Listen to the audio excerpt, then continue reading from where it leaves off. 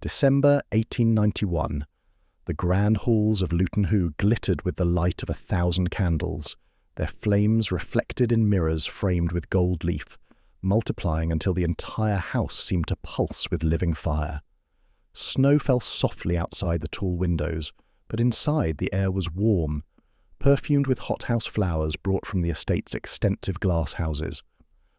Queen Victoria's grandson, Prince Albert Victor, Duke of Clarence and Avondale, second in line to the British throne, knelt before Princess Mary of Teck in the Blue Hall, surrounded by priceless tapestries that had once hung in French royal palaces. The moment would be remembered in royal history books, photographed and painted, discussed in drawing rooms across Europe. But few knew that this estate in Bedfordshire had already witnessed 4 centuries of English nobility, dramatic transformations, devastating fires, and the rise of industrial fortunes that would make the old aristocracy seem almost modest by comparison.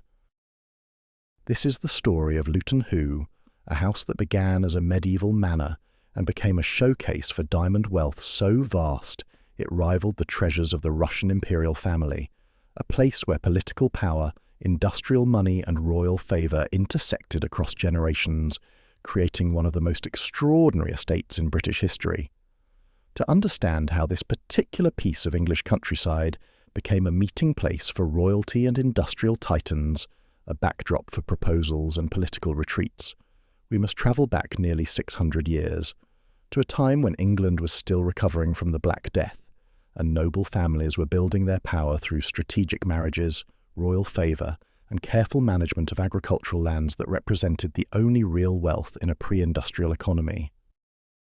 The story begins with the de Hoo family, who occupied a manor house on this site for 4 full centuries, from the medieval period through the Wars of the Roses and into the Tudor age.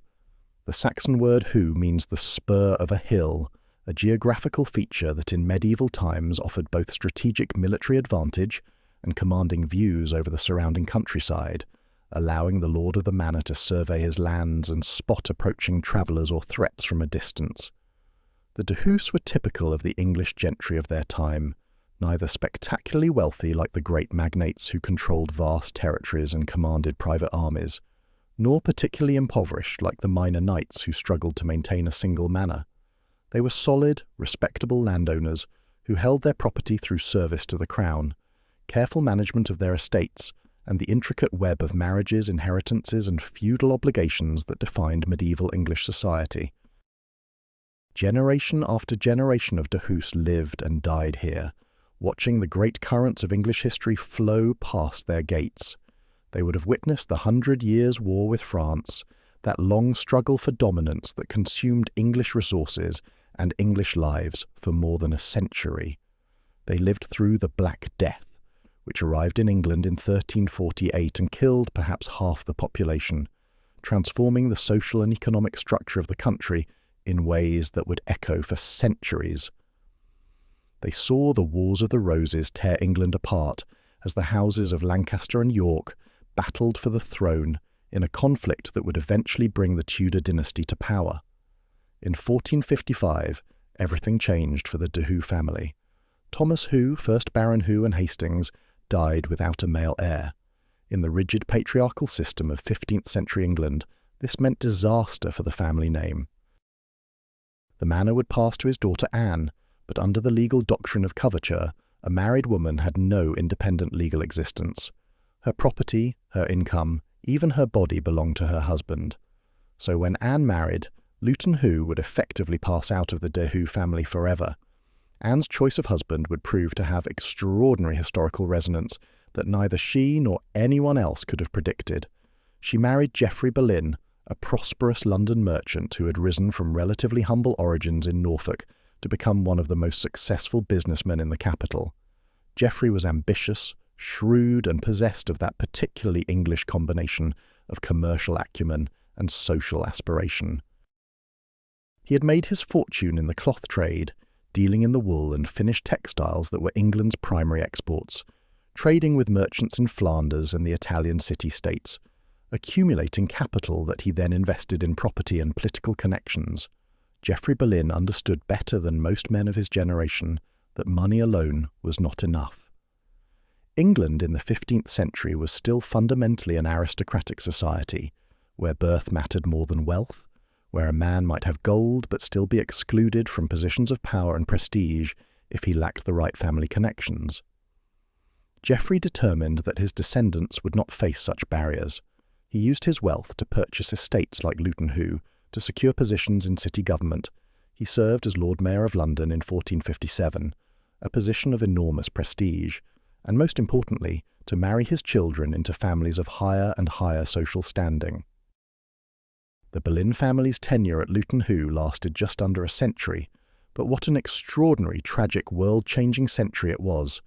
Geoffrey Boleyn's great-granddaughter would be Anne Boleyn, Queen of England, second wife of Henry VIII, mother of Elizabeth I, and one of the most famous and controversial women in English history.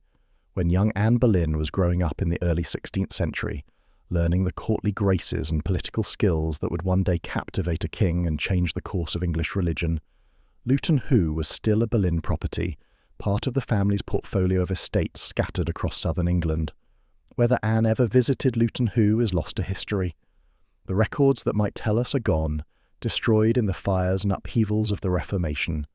But the connection reminds us that even in Tudor England, the boundaries between merchant wealth and royal power were more porous than we might imagine. The Boleyns had risen from the counting house to the throne in just 3 generations, a trajectory that would have been almost impossible in earlier centuries, but became increasingly common in the commercial revolution of the late medieval period.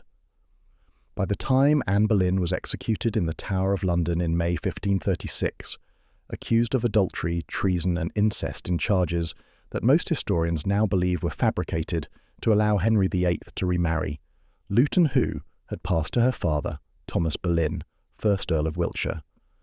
Thomas was a survivor, a skilled diplomat who had served as ambassador to France and the Holy Roman Empire, a man who managed to keep his head, literally, during one of the most dangerous periods in English history, when a single misstep could mean death. But the estate had become a burden, a reminder of his daughter's disgrace and his family's fall from favour.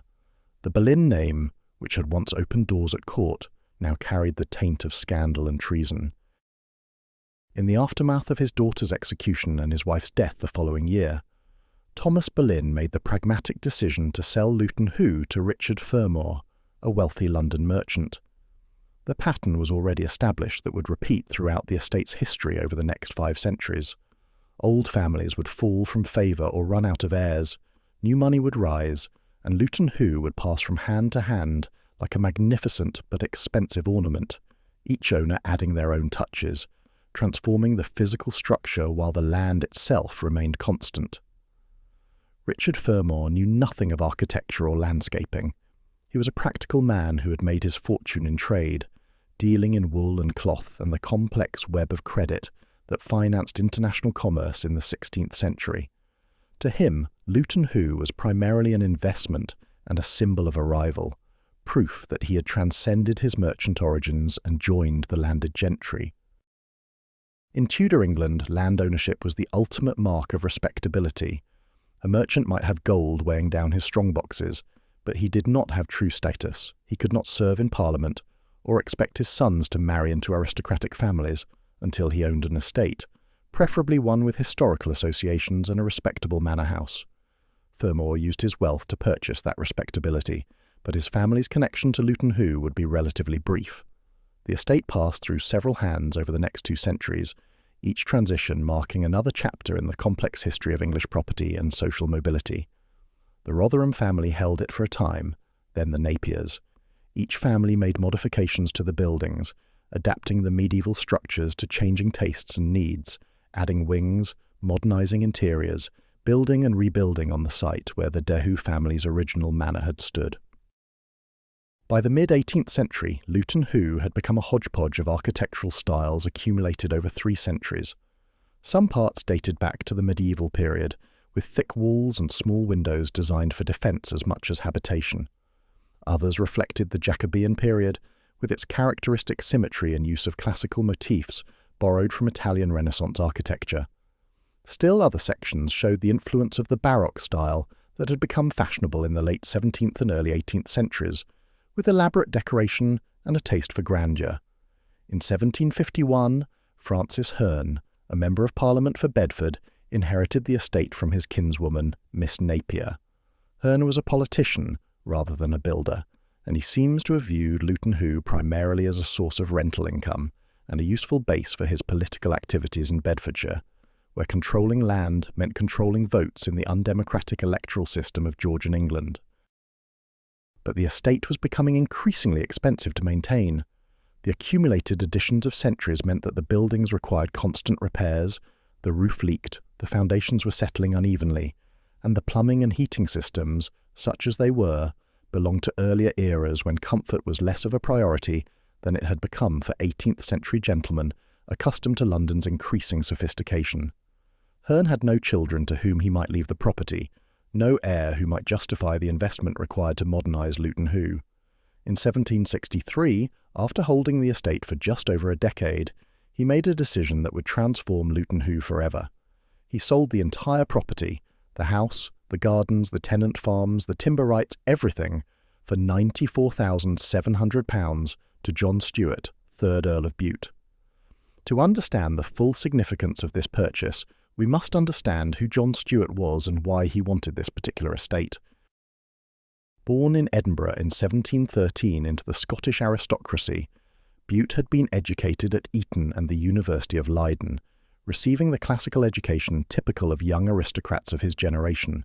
He studied Latin and Greek, read the ancient philosophers and historians, developed the refined tastes and cultural knowledge expected of a gentleman. But Bute was not content merely to be a gentleman of leisure. He was ambitious, intelligent, and determined to make his mark on the world. His opportunity came through his connection to the royal family. He became tutor to the young Prince George, heir to the throne, and developed a close relationship with the prince's mother, the Dowager Princess of Wales. This connection would prove both the making and the breaking of Bute's political career. When Prince George became King George III in 1760 at the age of 22, Bute's influence reached its zenith. The young king trusted his former tutor implicitly, relied on his advice for both political and personal matters, and was determined to elevate Bute to a position of power commensurate with his abilities. In May 1762, King George III appointed Bute as Prime Minister of Great Britain, the first Scottish Prime Minister since the Act of Union had joined Scotland and England in 1707. It should have been the crowning achievement of Bute's career, the validation of decades of political manoeuvring and careful cultivation of royal favour. Instead, it became a nightmare that would haunt him for the rest of his life. Bute's time as Prime Minister was brief and deeply unhappy, lasting only from May 1762 to April 1763, barely 11 months in total. He was profoundly, viscerally unpopular with both the public and his fellow politicians. Part of this was anti-Scottish prejudice. England and Scotland had been locked in conflict for centuries before the Union, and many English people still viewed the Scots with suspicion and contempt. Political cartoons of the day portrayed Bute as a scheming Highland barbarian, manipulating the naive young king for his own advantage. The attacks were often viciously personal. Bute was accused of being the lover of the king's mother, the Dowager Princess of Wales, though historians now largely dismiss this as malicious gossip without foundation. He was portrayed as corrupt, incompetent, and un-English. His policies were attacked regardless of their merit. When he negotiated the Treaty of Paris in 1763, which ended the 7 Years' War between Britain and France, he was condemned for the terms he had accepted, even though Britain had emerged from the war as the dominant global power with vast new territories in North America and India. By April 1763, Bute had had enough. The constant attacks, the political isolation, the realization that he would never be able to govern effectively without broader support, all combined to convince him that remaining in office was futile. He resigned the premiership, exhausted and embittered by the experience. At the age of 50, his political career was effectively over. He would never again hold political office, never again wield the power he had craved. But Bute was not finished with public life, or with making his mark on history. He was a man of remarkably wide-ranging interests and genuine intellectual curiosity. He was a passionate botanist who maintained extensive plant collections and corresponded with the leading naturalists of his day, including the Swedish botanist Carl Linnaeus, who was revolutionizing the classification of plants and animals.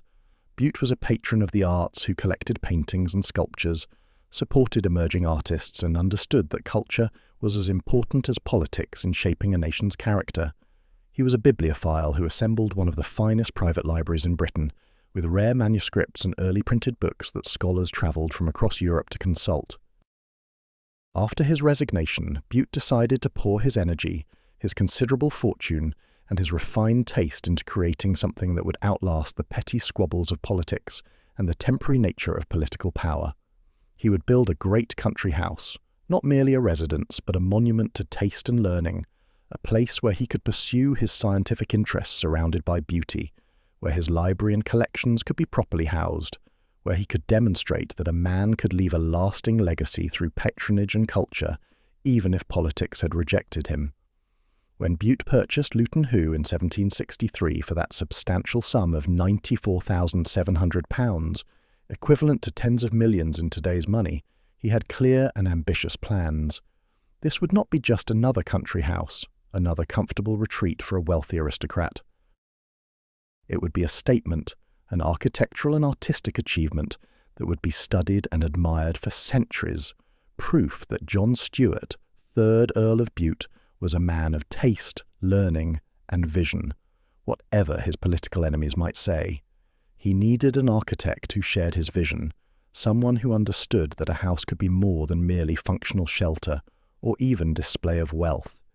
It needed to be a work of art in itself, a building that would educate and elevate everyone who saw it. In 1767, 4 years after purchasing the estate, Bute commissioned Robert Adam to design his new house. The choice was inspired and deliberate, showing Bute's sophisticated understanding of contemporary architecture and his desire to be at the cutting edge of taste. Robert Adam, along with his brother James, had revolutionized British architecture in the preceding decade. Born in Kirkcaldy, Scotland in 1728, Robert was the son of William Adam, himself a prominent architect who had worked on numerous Scottish estates. But Robert was determined to surpass his father's achievements. In 1754, at the age of 26, he embarked on a grand tour of Europe that would last 4 years and fundamentally shape his artistic vision. In Italy, Adam studied the ruins of ancient Rome with an intensity that few British architects before him had matched. He measured and drew the surviving fragments of imperial palaces, public baths, temples, and villas. He travelled to Dalmatia, on the eastern shore of the Adriatic, to study the palace of Diocletian at Split, producing detailed drawings and measurements of this remarkably well-preserved example of Roman imperial architecture. He absorbed the lessons of Italian Renaissance masters like Palladio, who had himself studied Roman ruins and developed a systematic approach to classical architecture. But Adam did not merely copy what he saw. He synthesized ancient Roman architecture, Italian Renaissance theory, and his own original ideas into something new, a distinctive style that came to be known simply as the Adam style. This style emphasized elegance over grandeur, refinement over mass, careful attention to interior decoration rather than just external facades. Adam designed not just buildings but complete environments, coordinating architecture, interior decoration, furniture, even carpets and door handles into unified compositions, where every element reinforced the overall aesthetic effect. The Adam style featured delicate plasterwork in low relief, with classical motifs like urns, swags of flowers, medallions, and mythological figures executed with exquisite precision. Colours were carefully chosen and coordinated, with schemes that favoured pastels and subtle contrasts, rather than the bold, saturated colours of earlier periods. Rooms were designed as sequences, with carefully planned vistas that revealed themselves as one moved through the house, creating a sense of progression and discovery. Ceilings were treated as canvases for elaborate painted and modelled decoration, transforming what had previously been largely plain surfaces into key elements of the overall design. When Adam agreed to design Luton Hoo for Lord Bute, he was at the height of his powers and reputation. He had already completed major projects including Kedleston Hall in Derbyshire, which showcased his mature style, and was working on numerous other commissions for aristocratic clients across Britain. Luton Hoo would give him an opportunity to work on an unusually large canvas, designing not just a few fashionable rooms but an entire great house. Work commenced at Luton Hoo in 1767, and immediately the scale of Bute's ambition became clear. The original plan called for a completely new house, built from the ground up on the site of the old hodgepodge of structures that had accumulated over the centuries. Adam produced drawings for a grand neoclassical mansion that would have been among the largest private residences in England, but as work progressed, practical considerations forced compromises. Complete demolition and rebuilding would have been enormously expensive and time-consuming. Bute was eager to occupy his new estate and begin the scientific and cultural pursuits he had planned. The solution was a compromise. Much of Adam's work became a remodelling and extension of the existing house rather than a complete replacement. The older structures were incorporated where practical, their exteriors refaced, and their interiors completely redesigned. New wings were added. The result was a house that looked from the outside like a unified neoclassical design, but which internally preserved elements of the earlier structures, creating an interesting architectural palimpsest where different eras coexisted. Adam designed Luton Hoo in his characteristic neoclassical style. The main facades were symmetrical, with carefully proportioned windows arranged in regular rows. The house would be built of brick, a traditional English building material, but faced with stucco painted to resemble stone, a common technique of the period that allowed for architectural drama and classical detailing at a fraction of the cost of solid stone construction. The stucco could be moulded and carved to create pilasters, cornices, and other classical elements that would have required expensive stone carving if built in actual stone. Then, in 1771, disaster struck with the suddenness and devastation that only fire could bring in the 18th century. A blaze broke out in the house, and despite the efforts of servants and workers to contain it, the flames spread rapidly through the wooden roof timbers and floor joists. In 18th century England, fire was the great terror of country house owners, more feared even than debt or social disgrace. The combination of wooden structural elements, open fireplaces in every room, candles as the only source of artificial light, and no organised firefighting services meant that once a fire started, it could spread with terrifying speed, and there was little that could be done to stop it. We can imagine Bute standing in the park as night fell, watching flames consume his partially completed dream. The light must have been visible for miles around, a pillar of fire reaching into the dark sky. Servants would have rushed to salvage what they could, carrying out furniture, paintings, books, anything that could be moved before the flames reached it. Local people would have gathered to watch, fascinated and horrified by the spectacle of a great house burning, and Bute must have wondered if he would have the resources, the energy and the will to begin again, to rebuild from the ashes this monument to his taste and vision. He did. Work resumed after the fire, though the revised plans were necessarily less ambitious than the originals. The fire had destroyed much of what had already been completed, requiring extensive rebuilding. The costs were mounting, and Bute had to balance his architectural ambitions against financial reality. By 1774, 7 years after construction had begun, the house, though still incomplete according to the original plans, was habitable. Bute moved in, determined to make Luton Hoo the centre of learning and culture he had envisioned. He brought his extensive library, thousands of volumes on botany, natural history, philosophy, literature and politics, filling specially designed bookcases that Adam had created to be both functional and beautiful. He brought his botanical specimens, dried plants collected from across the world, carefully mounted and labelled, documenting the diversity of plant life in an era when taxonomy was still being developed. He brought his art collection, paintings and sculptures acquired during his grand tour and in the years since, works by old masters and contemporary artists. The house became a retreat where Bute could escape from London and the political world that had rejected him, a place where he could pursue knowledge for its own sake, surrounded by beauty and tranquillity. In 1781, 7 years after Bute had taken up residence at Luton Hoo, the great man of English letters, Dr. Samuel Johnson, visited the estate. Johnson was 72 years old, in declining health, but still possessed of the sharp wit and sharper judgment that had made him the dominant figure in English literary culture for a generation. His Dictionary of the English Language, published in 1755, had standardized English spelling and usage.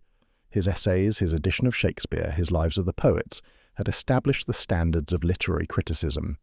His opinions could make or break reputations, and he was not known for false praise or empty compliments. Johnson was not easily impressed by wealth or aristocratic pretension. He had seen too much of both in his long career, had watched too many wealthy fools waste their advantages, and too many pompous noblemen confuse birth with merit. But Johnson was charmed by what he found at Luton Hoo.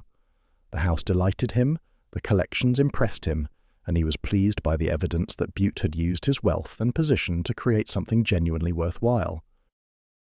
Johnson's remark about Luton Hoo has been preserved and frequently quoted. "This is one of the places I do not regret coming to see. In the house magnificence is not sacrificed to convenience, nor convenience to magnificence." For Johnson, this was high praise indeed. He was commenting on something that Adam and Bute had achieved that was actually quite rare in great country houses, a balance between the practical requirements of daily living and the aesthetic demands of creating an impressive architectural statement. Too many houses were either uncomfortable showpieces, all external grandeur with interiors that were dark, draughty, and inconvenient, or they were comfortable but architecturally undistinguished. Luton Hoo managed to be both beautiful and livable, an achievement that required careful planning and substantial expense.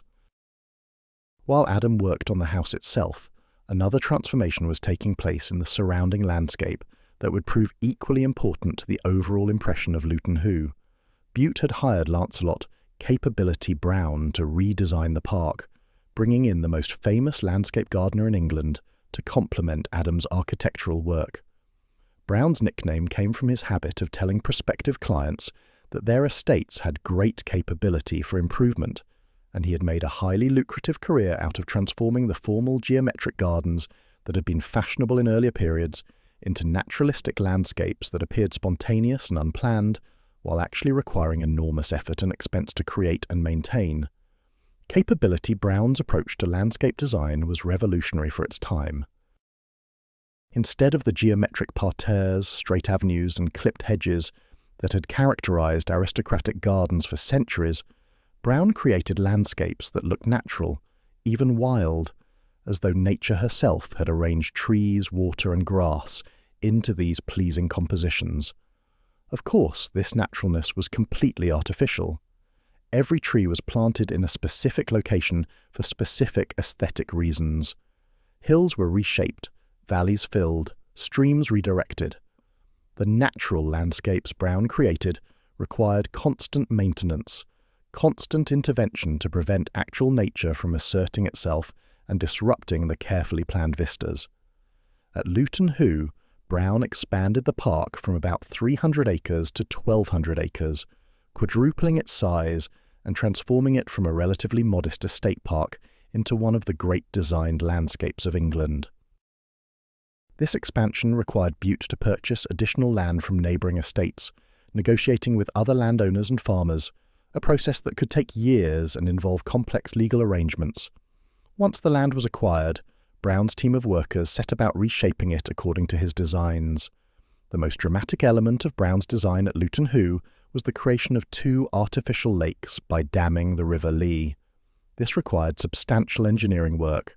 An earth dam had to be constructed strong enough to hold back the river, creating a reservoir that would maintain a constant water level throughout the year. The larger of the 2 lakes covered 60 acres, making it a substantial body of water, large enough to be visible from miles away, giving Luton Hoo a dramatic water feature that few other estates could match. These lakes were not merely decorative, though their aesthetic impact was certainly important.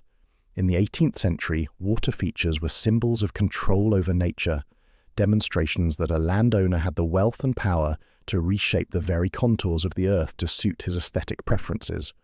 The cost of creating such lakes was enormous. Workers had to be hired and housed, earth moved, the dam constructed, the shores shaped and planted. But the result was worth it. The lakes transformed the landscape, creating reflections, vistas, opportunities for boating, and habitats for waterfowl that made the park feel alive and dynamic rather than static. Brown also planted thousands of trees, creating carefully calculated views that made the park seem ancient and eternal, though every tree had been placed with deliberate intent. He favoured certain species for their aesthetic properties, English oaks for their majestic forms and longevity, beeches for their smooth grey bark and dense foliage, cedars from Lebanon for their exotic appearance and impressive scale. The trees were planted not at random but in carefully planned arrangements, some in clumps that would frame views, others as individual specimens that would serve as focal points, still others in belts along the boundaries of the park, to screen out the surrounding countryside and create a sense of a self-contained world. The house that emerged from this decade of work by Adam, Brown, and the hundreds of craftsmen and labourers they employed was impressive, but not yet the enormous mansion that stands today. Adam's Luton Hoo was elegant and refined, a gentleman's residence suitable for a former Prime Minister and patron of the arts, demonstrating sophisticated taste rather than overwhelming scale. It had all the necessary rooms for aristocratic life, a grand entrance hall that announced the character of the house to arriving guests, drawing rooms for entertainment and conversation, a library for Bute's extensive book collection, a dining room where formal dinners could be served to dozens of guests, bedrooms for family and visitors, and extensive servants' quarters where the invisible machinery of country house life was housed.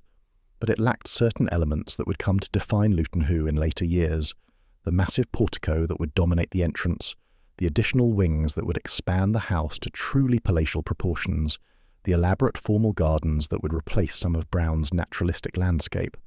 Those changes would come later, under different owners, as each generation adapted the house to suit its own tastes and needs.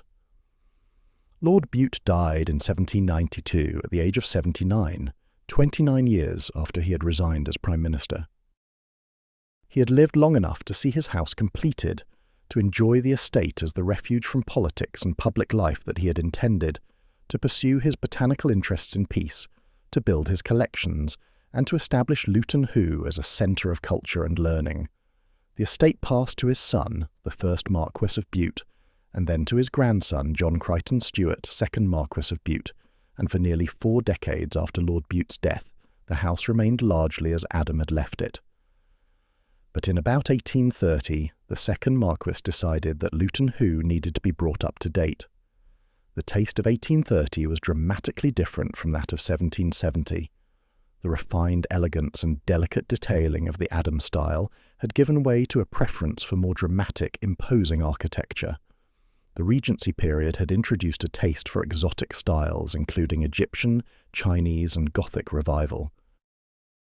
The emerging Victorian sensibility favoured weight, presence, and obvious expense over the subtle refinements that had appealed to the Georgian aristocracy. The second Marquis hired Robert Smirke to redesign the house, bringing in one of the leading architects of the new generation. Smirke, who had been knighted in 1832, was born in 1781, the year Dr. Johnson visited Luton Hoo, representing a new generation of architects whose formative experiences were very different from those of the Adam brothers. He had travelled in Italy like Adam, but he had also travelled in Greece, studying the remains of ancient Athens at a time when Greece was still part of the Ottoman Empire and few Western architects had access to Greek antiquities. Smirke had established his reputation primarily with public buildings rather than private houses. His greatest commission was the British Museum in London, where his Greek revival style showcased massive columns, pediments inspired by the Parthenon, and an overall monumentality that was very different from Adam's delicacy. For the British Museum, Smirke created a temple of culture, a building that looked like it belonged to the ages rather than to any particular moment. For Luton Hoo, Smirke redesigned most of the house with the notable exception of the south front, which retained Adam's original design. He added a massive portico with towering columns to the entrance, creating a facade that dominated the view of the house from the main approach. This portico was similar in concept to one that Adam had originally planned but never built, so in a sense Smirke was completing Adam's original vision, though executing it on a grander and more dramatic scale than Adam had probably intended. The portico became the defining feature of Luton Hoo's exterior. With its enormous columns rising 2 full stories, it announced from a distance that this was not merely a country house, but a mansion of the first rank, a statement of wealth and status that could be read from half a mile away. The columns were carved from stone, massive monoliths that required special equipment to transport and erect, each one representing a substantial investment in both materials and skilled labour. Smirke's transformation of Luton Hoo went beyond just adding the portico. He reworked the proportions of the facades, making them more imposing. He added a service wing to accommodate the growing staff that maintaining such an estate required. He modernised the interiors, though much of his decorative work would later be changed or removed by subsequent owners. The house that emerged from Smirke's redesign was no longer the elegant gentleman's residence that Adam had created. It was now an imposing mansion suitable for a marquess.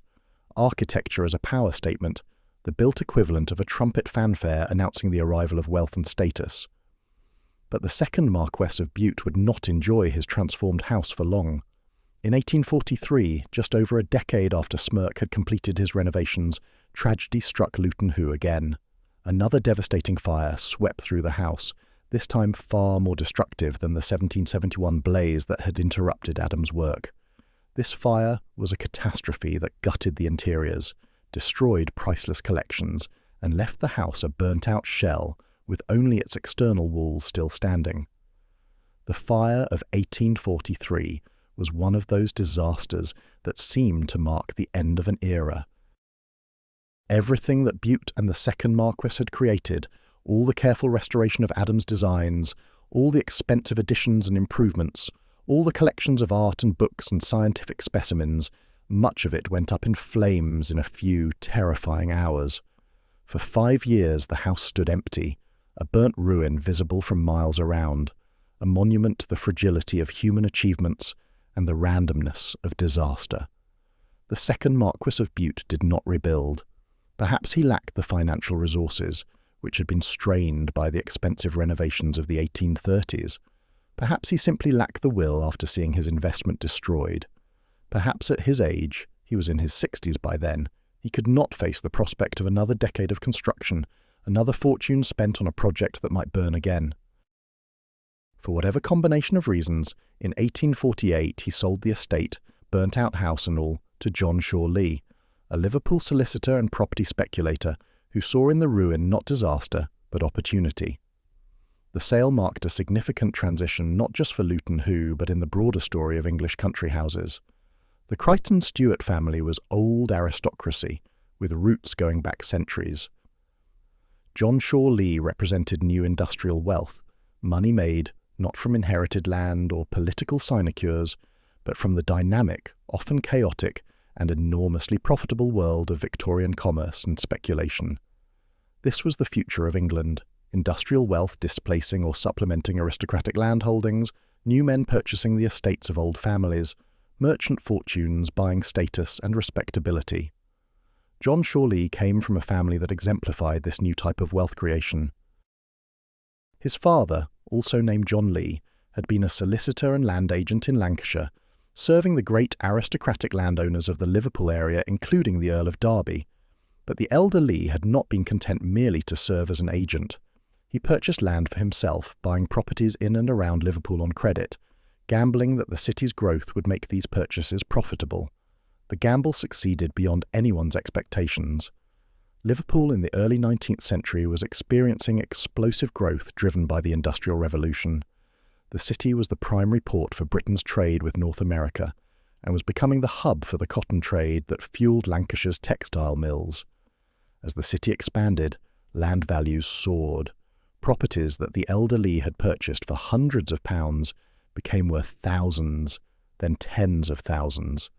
Then came the railways, and even those dramatic increases seemed modest by comparison. In the 1830s and 1840s, Liverpool became one of the key nodes in Britain's rapidly expanding railway network. The Liverpool and Manchester Railway, opened in 1830, was the world's first modern railway line, carrying both passengers and freight between the two cities. Other lines followed quickly, connecting Liverpool to the industrial heartlands of the Midlands and Yorkshire, to the agricultural regions of Cheshire and Lancashire, eventually to every corner of Britain. The coming of the railways transformed property values in Liverpool and other British cities, in ways that no one had anticipated. Land that was needed for railway stations, goods yards, and tracks commanded premium prices. The Leigh family, as both landowners and agents for other landowners, found themselves in an extraordinarily profitable position. They knew where the railways were planning to build before that information became public. They knew which landowners would be willing to sell and which would resist. They could use this inside information to make strategic purchases and profitable sales. A contemporary observer remarked on the Leigh family's success that he had a keen foresight beyond most of his contemporaries into the coming greatness of Liverpool. There can be no doubt, but the actuality far exceeded his most sanguine expectations. The railway demands formed an element altogether outside of his calculations, however shrewd. The Leighs carried a flair for the timely and well-sited purchases of property to a remarkably high degree. And although no doubt their dealings with the railway companies on behalf of the great landowners they represented gave them both an unusual measure of inside information and a degree of monopoly control as vendors of land, the skill with which they made capital from these assets in the early railway age is unusual. This remarkable success transformed the Leigh family from provincial solicitors into wealthy landowners with the resources to purchase an estate like Luton Hoo.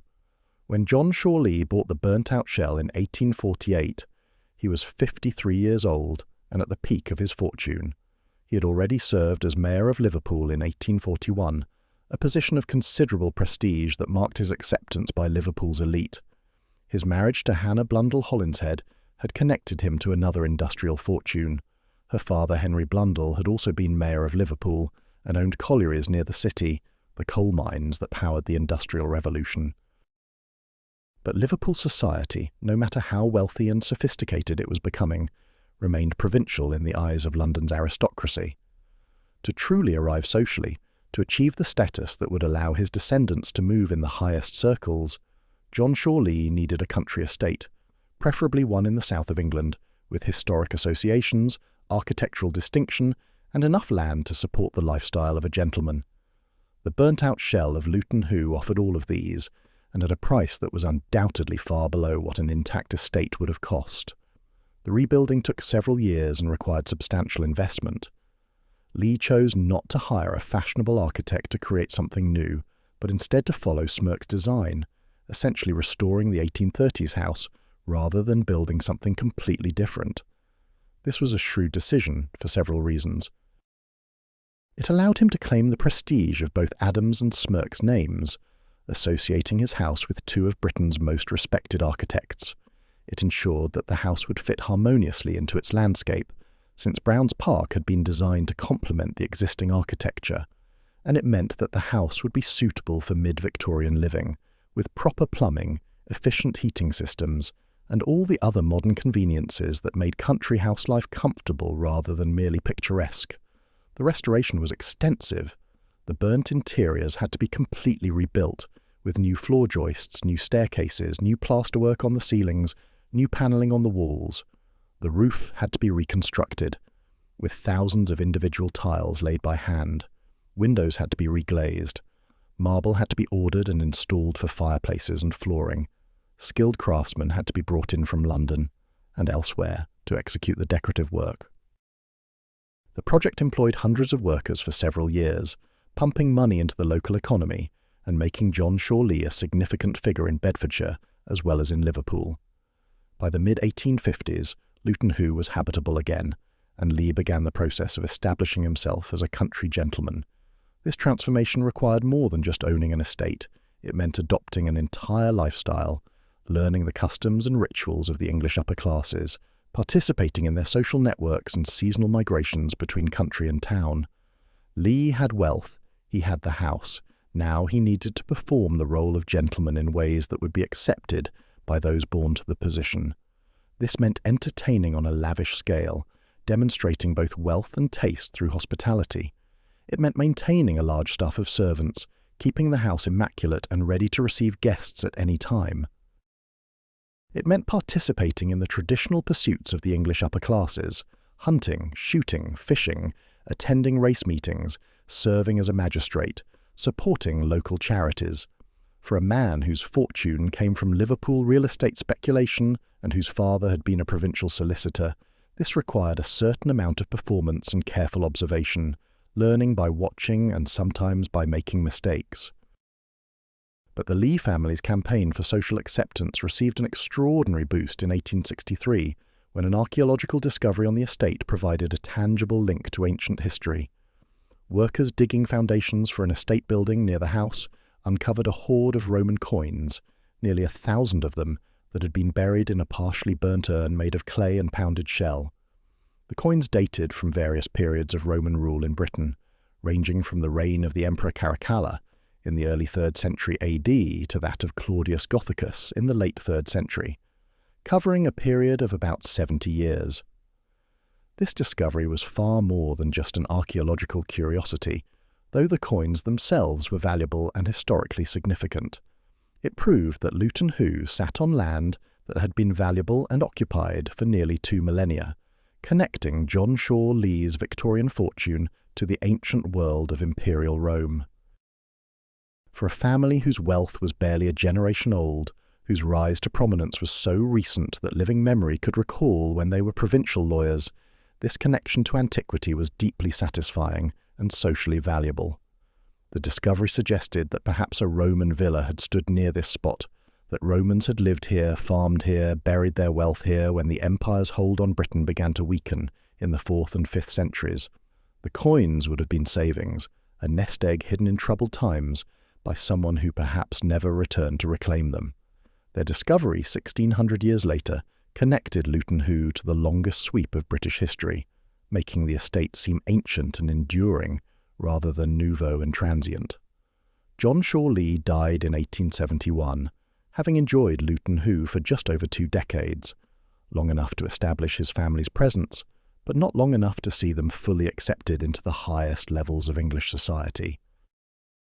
The estate passed to his son John Gerard Leigh, who continued his father's work of transforming the Leighs from Liverpool merchants into English country gentlemen. The younger Leigh took up hunting with enthusiasm, becoming master of the Hertfordshire foxhounds, a position that required not just horsemanship, but the ability to manage the complex social dynamics of the hunting field, where members of the aristocracy, gentry, and wealthy middle classes mingled in pursuit of sport. In 1872, John Gerard Leigh made a marriage that finally brought the Leigh family the aristocratic connections they had been seeking. He married Eleanor Louisa Hawkes, the widow of the Honourable Humble Dudley Ward, whose father was the 10th Baron Ward of Birmingham. Eleanor was not just an aristocrat by marriage, she was a woman with connections to the highest levels of society. Most importantly, she was a close friend of Albert Edward, Prince of Wales, the future King Edward VII, who was known for his preference for the company of wealthy, sophisticated, beautiful women over the stiff formality of his mother, Queen Victoria's court. But John Gerard Leigh's tenure at Luton Hoo would be tragically brief. He died in 1875, only 3 years after his marriage to Eleanor and just 4 years after inheriting the estate from his father. He died childless, cutting short the Leigh family's direct connection to Luton Hoo. His will left his fortune to his widow Eleanor, along with a life interest in the estate, meaning she could live there and enjoy its income for the rest of her life. The ultimate ownership would pass to his nephew Henry Leigh, but Eleanor would control Luton Hoo for the next 2 decades, and she would use that time to transform it into one of the most fashionable gathering places in England. This is the moment when Luton Hoo truly entered the world of high society, when it became not just an impressive country house, but a destination for the most powerful and famous people in Britain and Europe. Eleanor, now a wealthy widow with royal connections and no husband to constrain her, began to entertain on a scale and with a frequency that would have been impossible for a married woman of her era. In 1883 she remarried, becoming the wife of Christian Frederick de Falbe, the Danish ambassador to the United Kingdom, which elevated her status even further. As Madame de Falbe, she became one of the most prominent hostesses in England, and Luton Hoo became known for parties and gatherings that attracted everyone who mattered in late Victorian society. The house that had been built by a Scottish Earl and restored by a Liverpool solicitor now regularly hosted princes and dukes, ambassadors and ministers, famous beauties and notorious rake-hells.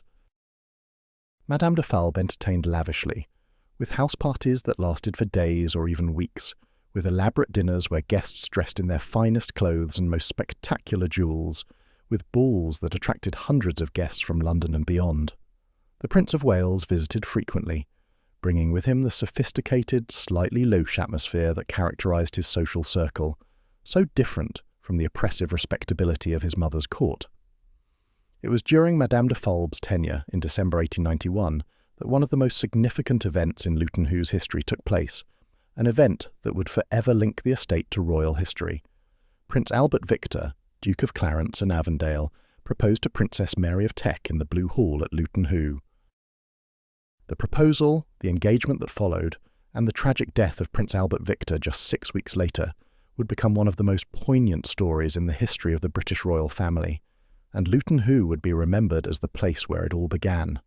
Prince Albert Victor, known to his family as Eddie, was 27 years old in December 1891, and the royal family was increasingly anxious about his future. He was the eldest son of the Prince of Wales, which made him second in line to the British throne after his father. But Eddie had never been a promising heir. He was considered intellectually limited, prone to idleness, and the subject of persistent rumours about his personal life that worried his family.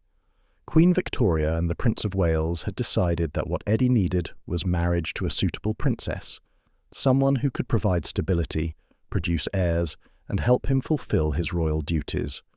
Princess Mary of Teck, known to everyone as May, seemed ideal. She was 24 years old, the daughter of Francis, Duke of Teck, and Princess Mary Adelaide of Cambridge, who was a granddaughter of King George III. May was considered intelligent, sensible, and well-educated. She understood royal duty, having grown up in the shadow of the throne even though her family was relatively poor by royal standards. The Duke of Teck had no independent income, and the family lived largely on an allowance from Queen Victoria, a situation that was both uncomfortable and precarious. For May, marriage to Prince Albert Victor offered security, position, and the chance to fulfill a role she had been raised to expect. For Eddie, May represented stability and the kind of respectable marriage that might silence the rumours and give him purpose. The match had been carefully arranged by their families, with the proposal at Luton Hoo staged to be romantic while remaining safe, taking place during a house party where chaperones were present and the setting was appropriately grand. The Blue Hall at Luton Hoo, where the proposal took place, was the perfect backdrop for this moment of royal theatre. The room was enormous, decorated with the taste and expense that characterised late Victorian aristocratic interiors. Tapestries hung on the walls, woven centuries earlier in French workshops, depicting mythological scenes in colours that had barely faded with age. Furniture in the Louis XV style, with its characteristic curved legs and gilded surfaces, provided seating for the other guests at the house party. Sèvres porcelain, produced at the French Royal Manufactory and considered among the finest ceramics in the world, was displayed in specially designed cabinets. Everything in the room spoke of wealth, taste, and historical continuity, creating an atmosphere of permanence and tradition that was exactly what the royal family wanted for this engagement. When Eddie knelt before May and asked her to marry him, she accepted, and the announcement was made to great public enthusiasm. The newspapers celebrated the engagement, speculating about the wedding that would take place in 1892, the children the couple would have, the future that stretched before them. Madame de Falbe was delighted to have hosted such a historic moment, and Luton Hoo was now forever linked to royal history. The estate that had been built by a disgraced prime minister, restored by a Liverpool solicitor's son, and turned into a society gathering place by a widow with royal connections had now witnessed one of the most important moments in the life of the British monarchy. But fate, as it so often does, had different plans. Just 6 weeks after the proposal at Luton Hoo in January 1892, Prince Albert Victor fell ill during a flu pandemic that was sweeping through Britain. What started as influenza quickly developed into pneumonia, and despite the best medical care available, the young prince's condition deteriorated rapidly. On January 14, 1892, just before his 28th birthday, Prince Albert Victor died at Sandringham House, the royal family's estate in Norfolk. The nation went into mourning, and Princess May retreated from public life, her future suddenly uncertain. The tragedy was compounded by questions about what would happen to May. She had been engaged to the heir presumptive, preparing for a life as a future queen. Now she was simply a princess whose engagement had been cut tragically short. The royal family, however, was not finished with her. Albert Victor's younger brother, Prince George, Duke of York, now became second in line to the throne. He needed a wife, and the royal family already knew that May was suitable for the position. It might seem cold, even callous to modern sensibilities, but in the world of royal marriages, where duty and dynasty trumped personal feeling, it made perfect sense. 18 months after Albert Victor's death, Princess May became engaged to Prince George. They married in July 1893, and the marriage proved to be successful and enduring. When George became King George V in 1910, May became Queen Consort, a position she held with dignity and effectiveness through 2 world wars and enormous social changes. The proposal at Luton Hoo had not led to the marriage everyone expected, but it had inadvertently set in motion events that shaped the British monarchy for half a century. Madame de Falbe continued to reign over Luton Hoo's social life through the 1890s, entertaining royalty and aristocracy, making the estate one of the most sought-after invitations in England. But in 1899, at the age of approximately 60, she died, ending an era of spectacular entertaining at Luton Hoo. The estate reverted, according to the terms of John Gerard Leigh's will, to Captain Henry Gerard Leigh, the nephew who had been named as the ultimate heir back in 1875. But Captain Leigh would enjoy Luton Hoo for only 1 year. He died in 1900, leaving an 11-year-old son, John Cecil Gerard Leigh, as heir. With a minor as the owner, and no one willing or able to manage the enormous expense of running a great country house, the Leigh family made the practical decision to sell Luton Hoo. The estate had been in the family for just over 50 years, long enough to establish the Leighs as country gentlemen, but not long enough to create the deep roots that bound older families to their ancestral estates. The house went on the market in 1903, and it was purchased by a man whose wealth made the Leigh fortune seem modest, Sir Julius Wernher, who had made one of the great fortunes of the age from the diamond mines of South Africa. Julius Wernher represented a new phenomenon in the late Victorian and Edwardian period, the Randlord, a small group of men who had gone to South Africa and returned with wealth beyond imagination, money on a scale that dwarfed even the fortunes of the oldest aristocratic families. Born in Darmstadt, Germany in 1850, Wernher had come to Britain as a young man seeking opportunity.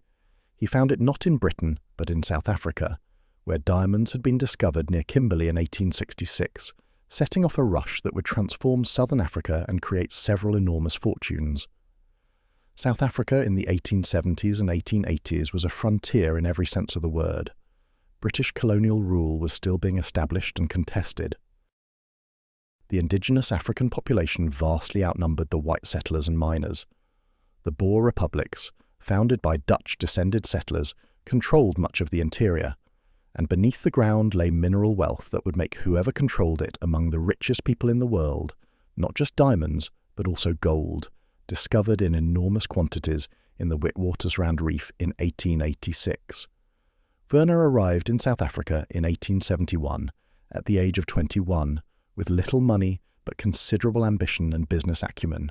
He started as a diamond buyer for the firm of Jules Porges et Compagnie, learning the business from the ground up, understanding not just how to evaluate diamonds, but how to establish the monopolistic control that would be necessary to maintain high prices in a market that could easily be flooded if too many diamonds reached the market at once.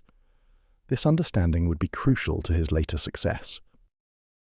In the diamond fields, Wernher worked alongside and competed with men who would become legends of capitalism and empire. Cecil Rhodes, who would found Rhodesia and become Prime Minister of the Cape Colony, Barney Barnato, a former music hall performer from London's East End who built a fortune through ruthless business practices, Alfred Beit, a German Jewish financier who would become one of Wernher's closest partners and friends. These men were called Randlords, named after the Rand, the shortened name for the Witwatersrand, the gold-bearing reef that made Johannesburg the richest city in Africa. Wernher's rise was rapid and relentless. He became a partner in Porges's firm, then established his own mining companies, then consolidated control over multiple diamond mines through the intricate corporate structures that characterized the industry. By 1889, he was one of the directors of De Beers Consolidated Mines, the company Cecil Rhodes had founded to monopolize diamond production in South Africa.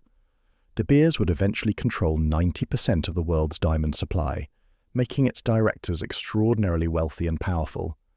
The wealth that flowed from the diamond mines and gold reefs of South Africa was almost incomprehensible in scale. Wernher's personal fortune by 1900 was estimated at over £20 million, equivalent to several billion pounds in today's money. This wealth came from controlling production of commodities that were in enormous demand. Diamonds were increasingly popular for engagement rings, creating a mass market that hadn't existed a generation earlier. Gold was the basis of international currency, with major economies on the gold standard, meaning demand was essentially unlimited. The men who controlled these resources could name their price, and Julius Wernher was among the handful of men at the very top of this pyramid of wealth. But Wernher wanted more than just money. He wanted the social position and cultural prestige that money alone could not buy. In 1895, he married Alice Sedgwick Mankiewicz, an American woman whose father had been a diamond merchant. Alice was beautiful, intelligent, and shared Wernher's ambition to establish themselves in British high society. Together they set about using their fortune to purchase status, and in the Britain of the late Victorian and Edwardian period, that meant acquiring a great country house and assembling an art collection that would mark them as people of taste and refinement. Wernher had been renting Luton Hoo since 1899, using it as a country retreat, while he decided whether to purchase an estate or build something new. The house impressed him. It had history, it had architectural distinction, it had the space and setting necessary for entertaining on the grand scale he envisioned. In 1903, he purchased the estate outright and immediately began planning renovations that would transform Luton Hoo from an impressive country house into one of the most luxurious private residences in England. Wernher hired Charles Mews and Arthur Joseph Davis to remodel the interior of Luton Hoo. This choice was both shrewd and revealing. Mews and Davis were not traditional country house architects. They specialized in creating spaces of overwhelming luxury for commercial clients. Their most famous project was the Ritz Hotel in London, which had opened in 1906 and immediately became synonymous with elegance and extravagance. The Ritz represented a new standard of luxury, with marble bathrooms, electric lighting, air conditioning, and a level of service that catered to the wealthiest clientele in the world. Bringing the architects of the Ritz to Luton Hoo was a statement of intent. Wernher wanted a house that combined the historical prestige of a traditional country estate with the modern luxury of the finest hotels. He wanted interiors that would impress even the most jaded aristocrats, that would demonstrate his wealth and taste in ways that could not be ignored or dismissed, and he was willing to spend whatever was necessary to achieve this vision. The redesign that Mews and Davis executed was in the Belle Epoque style, that brief flowering of artistic and cultural confidence that characterized the years before World War I, would shatter European civilization. The Belle Epoque, which translates as beautiful era, was characterized by optimism, technological progress, artistic experimentation, and conspicuous consumption on a scale that would seem obscene to later generations living through depression and war. Everything was opulent, everything was refined, everything was designed to demonstrate that life could be lived as art, that beauty and pleasure were worthy goals in themselves. A mansard roof was added to Luton Hoo, increasing the staff accommodation on the upper floors. This addition, borrowed from French Second Empire architecture, gave the house a distinctly continental appearance, making it look less like a traditional English country house and more like a Parisian hotel particulier or a Loire chateau. Casement windows were installed throughout, replacing the older sash windows and flooding the interior with light. But it was inside that the true transformation took place, where Mews and Davis created a series of rooms that functioned as stages for Wernher's art collection and as settings for the lavish entertaining he planned. The dining room was redesigned with walls of carefully selected marble, the stone chosen specifically to complement Wernher's collection of Beauvais tapestries. These tapestries, woven in the 18th century at the Royal French Manufactory at Beauvais, depicted elaborate mythological and pastoral scenes in brilliant colours, achieved through vegetable dyes that had proved remarkably stable over time. The tapestries had originally hung in French aristocratic chateaux, purchased by wealthy collectors during the French Revolution, when so many aristocratic possessions came onto the market. Wernher had acquired them from dealers and auction houses, paying prices that would have shocked earlier generations, but which seemed reasonable for works of such quality and historical importance. The marble walls of the dining room were designed to reflect light onto the tapestries, making them seem to glow from within. The room was lit by crystal chandeliers and wall sconces that could accommodate both candles and electric bulbs, allowing for traditional candle-lit dinners or the modern convenience of electric lighting depending on the occasion. The dining table, when fully extended with all its leaves inserted, could seat 40 guests, and the chairs were upholstered in silk damask that coordinated with the colours in the tapestries. A new curving marble staircase was installed, replacing the earlier stair and becoming the dramatic centrepiece of the house. The staircase was designed to showcase a statue called the Love of Angels by the Italian sculptor Bergonzoli. The statue, depicting two angels in an intimate embrace, was positioned so that it was framed by the curve of the staircase, visible from multiple angles as one ascended or descended. The marble of the staircase was white Carrara marble, quarried in the same Italian mountains that had supplied Michelangelo centuries earlier, chosen for its pure colour and fine grain that allowed for crisp carving of details. At the centre of the house, Muse and Davis transformed a large room into what became known as the Blue Hall, the room where Prince Albert Victor had proposed to Princess May 13 years earlier. The Blue Hall was designed as a reception room and gallery for Wernher's growing art collection. The walls were covered in silk damask in a deep blue colour that gave the room its name. More Beauvais tapestries hung on the walls, along with paintings by old masters that Wernher was collecting with the advice of leading art dealers and connoisseurs. Furniture in the Louis XV style was arranged throughout the room, creating intimate seating areas where guests could converse during parties and receptions. These pieces were genuine 18th century French furniture, not reproductions, purchased from dealers who specialised in aristocratic furnishings. Each piece had its own history, having once graced the drawing rooms of French nobility before the Revolution dispersed so many collections. The curved legs, gilded surfaces and silk upholstery represented the height of 18th century craftsmanship, when making a single chair might require hundreds of hours of work by skilled artisans. Sèvres porcelain, produced at the Royal French Manufactory and considered among the finest ceramics ever made, was displayed in specially designed cabinets with glass doors and interior lighting that showed off the pieces to best advantage. Sèvres porcelain was characterized by rich ground colors, especially the famous bleu de roi and rose pompadour, elaborate gilding, and painted decoration that often depicted mythological scenes or pastoral landscapes. These pieces had been made for French royalty and aristocracy, each one marked with the Sèvres mark, and often with the date letter that allowed experts to identify exactly when it was made. Collecting Sèvres was expensive and competitive, with wealthy Americans and Europeans competing at auction houses for the finest pieces. After Julius Wernher's death in 1912 at the age of 62, his widow Alice, who later became Lady Ludlow, continued to add to the collection. Her focus was on English porcelain, building a collection that documented the entire history of ceramic production in England from the 18th century onwards. She acquired pieces from all the major manufactories. Chelsea, known for its delicate figurines and elaborate rococo decoration. Bow, which had pioneered soft-paste porcelain production in England. Worcester, famous for its blue and white transfer printed wares. Derby, which produced porcelain for the aristocracy and gentry. Lady Ludlow's English porcelain collection complemented Wernher's continental pieces, creating a comprehensive survey of European decorative arts. The collection was educational as well as decorative, showing the development of techniques, styles, and tastes across more than a century. For someone who understood ceramics, walking through Luton Hoo was like walking through a museum, with each room offering new discoveries and connections. but the collection grew even more spectacular and historically significant through the marriage of Harold Wernher, Julius and Alice's son, to Anastasia de Torby in 1917. This marriage brought to Luton Hoo an entirely new category of treasures: Russian imperial objects, including works by Peter Carl Fabergé, the legendary jeweller who had created the famous imperial Easter eggs, and countless other precious objects for the Romanov family and Russian aristocracy.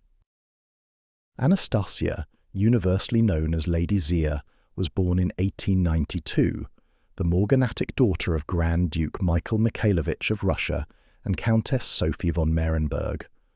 Her father was a grandson of Tsar Nicholas I, making Zia a great-great-granddaughter of the Tsar and closely connected to the Russian imperial family.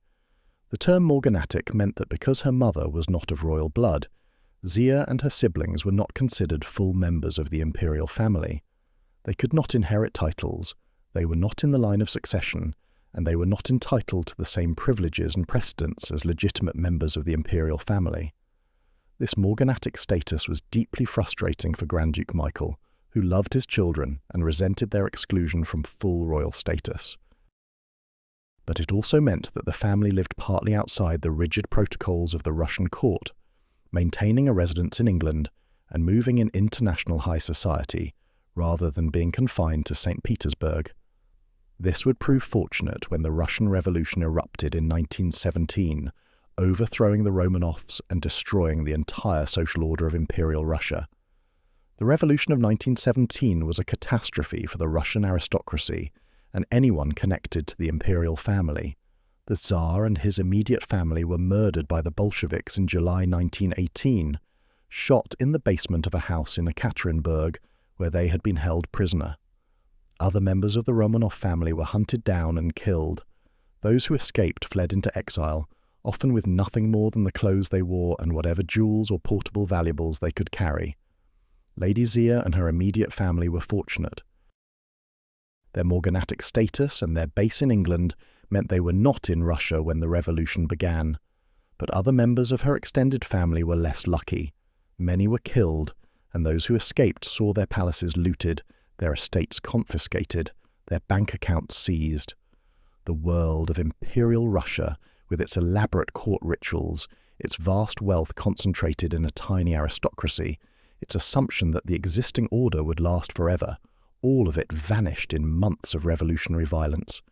What Lady Zia brought to Luton Hoo when she married Harold Wernher were the remnants of this vanished world, Russian imperial treasures that had been in her family, pieces that had escaped the revolution through luck and foresight, objects that represented the final flowering of Russian imperial art before everything was swept away. The most spectacular of these were works by Peter Carl Fabergé, whose name had become synonymous with the ultimate in luxury and craftsmanship. Fabergé had been jeweller to the Russian imperial court, creating objects for the Tsar and Tsarina, and for the aristocracy who competed to own pieces by the most fashionable and expensive craftsmen in Russia. His most famous works were the imperial Easter eggs, elaborate confections of gold, enamel, precious stones, and mechanical ingenuity that the Tsar presented to his wife and mother, each Easter. Each egg was unique, containing a surprise, often involving moving parts or hidden compartments. These eggs took months or even years to create, with Fabergé's workshop employing dozens of master craftsmen who specialized in different aspects of the work: enamelers, stone setters, goldsmiths, jewelers, miniaturists. But Fabergé produced much more than just Easter eggs. His workshop created cigarette cases, picture frames, miniature sculptures, jewellery, decorative objects of every description, all characterized by exquisite craftsmanship, innovative use of materials, and a lightness of touch that made even the most elaborate pieces seem effortless. Fabergé favoured guilloche enamel, a technique where the surface was engine-turned to create a pattern, then covered with translucent enamel that allowed the pattern to show through, creating a shimmering effect. He used hard stones like jade, lapis lazuli, rhodonite, and agate, carved into functional and decorative objects. He combined diamonds and other precious stones with less valuable but more colourful materials, valuing aesthetic effect over mere intrinsic worth. The Fabergé pieces that Lady Zia brought to Luton Hoo included examples of all these categories: Easter eggs, though not the imperial eggs, which had remained in the imperial family, miniatures, picture frames, jewellery, decorative objects. Each piece represented hundreds or thousands of hours of work by master craftsmen, and each carried the Fabergé mark that certified its authenticity and quality. Together they formed one of the finest collections of Russian imperial art outside Russia itself, a window into a vanished world of almost unimaginable luxury and craftsmanship. Lady Zia also brought Renaissance enamels to Luton Hoo, continuing the tradition of collecting that her father-in-law Julius Wernher had established. Renaissance enamels, produced primarily in Limoges, France in the 16th and 17th centuries, were plaques decorated with vitreous enamel fused onto a copper base. The technique allowed for incredibly detailed pictorial decoration in brilliant colours that remained stable over centuries. These enamels depicted religious scenes, mythological stories, portraits, and allegorical subjects, and were highly prized by collectors for their combination of artistry and technical virtuosity. The art collection at Luton Hoo had become, by the 1920s, one of the great private collections in Britain, rivaling that of the Rothschilds at Waddesdon Manor in Buckinghamshire and the Royal Collection itself. Walking through Luton Hoo was an overwhelming experience, with priceless objects in every room, paintings by old masters on every wall, furniture and decorative art spanning several centuries and multiple countries. It was a collection that could have filled a major museum, and indeed, parts of it eventually would. But Luton Hoo was not just a museum. It remained a working country house where the Wernher family lived, entertained, and participated in the social rituals of the English upper classes. The house required an enormous staff to maintain and operate.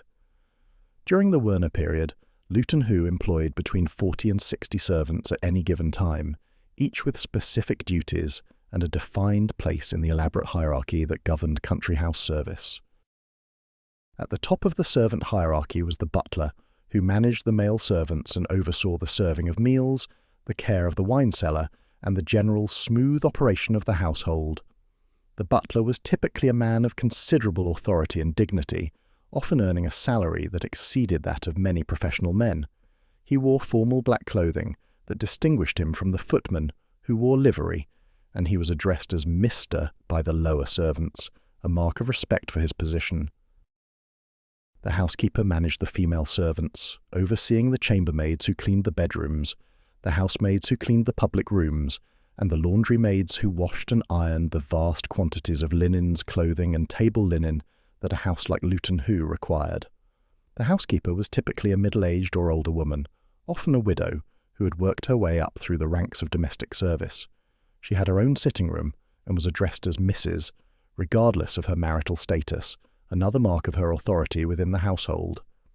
The chef presided over the kitchen, often with a staff of a dozen or more cooks, kitchen maids, and scullery maids working under his direction.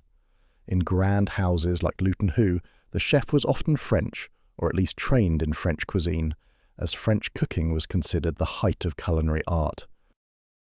The chef planned menus, ordered provisions, supervised the preparation of elaborate multi-course dinners, and jealously guarded his authority over the kitchen domain. The relationship between the chef and the housekeeper was often tense, as their areas of responsibility overlapped, and both were accustomed to commanding rather than taking orders. Below these senior servants were the various specialists and junior staff. The lady's maid, who attended to Lady Wernher personally, helping her dress, caring for her jewellery and clothes, arranging her hair. The valet, who performed similar services for Sir Julius, and later for Harold Wernher. The footman, who served at table, answered the door, carried coal for the fires, and performed countless other tasks. The hall boy, who was the lowest-ranking male servant, tasked with cleaning boots, carrying messages, and doing whatever jobs no one else wanted. The scullery maid, who spent her days washing dishes, pots and pans in the basement kitchen, rarely seeing the upper floors of the house where the family lived. Outside, a separate hierarchy of outdoor servants maintained the gardens, park, and estate infrastructure. The head gardener commanded a staff that might include a dozen or more under-gardeners, each responsible for different areas. The formal gardens, the kitchen gardens that provided vegetables and fruits for the house, the glass houses where exotic plants and out-of-season produce were cultivated. There were grooms and stable hands to care for the horses, chauffeurs to drive the automobiles that were replacing horse-drawn carriages, gamekeepers to manage the pheasant and partridge shooting that was an important part of country house entertainment, woodsmen to manage the timber and maintain the park. All of these people lived and worked on the estate, most of them in servants' quarters that were cramped, poorly lit, and minimally heated compared to the grand rooms they maintained. Their work was hard, and their hours were long. A housemaid might rise at 5 in the morning to light fires in the family's bedrooms before they woke, and might not finish her duties until late in the evening after dinner had been served and cleaned up. Yet service at a great house like Luton Hoo was considered desirable employment, offering steady wages, accommodation, meals, and the prestige of working for a wealthy family.